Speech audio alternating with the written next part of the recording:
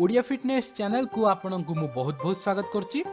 आज वीडियो में आपन कहबी जदि आपण निशा रे अछंती निशा उतुरुनी माने हैंगओवर हो जाइछि तेबे किपरि करिवे यार समाधान।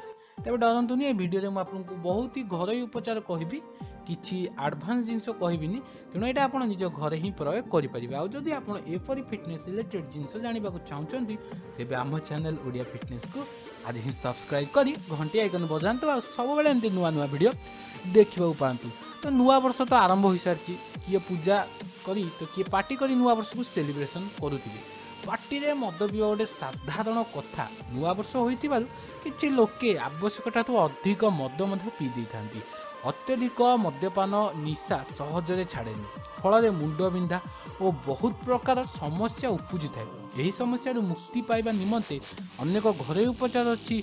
आसतु जानिबा अत्यधिक मद्यपान फल होतिबा हैंगओवर समस्या किपरि मुक्ति पाइबे। प्रथम होउची निशा छड़ाइबारे लेंबू बड़ उपकारी। उषुम पानी रे लेंबू पानी पीवा द्वारा देह रे थिबा हानिकारक तत्व बाहरी जाई थाए। यह आपन को सामान्य आश्वस्ति देई थाए। द्वितीय निशा कम करने लगी दही व्यवहार करें। मद निशा छड़ाइबा पई दही खातु। तृतीय निशा छड़ाइबारे कॉफी बड़ उपकारी। कड़ा कॉफी को किछि समय मझे मझे गैप देकी पियंतु।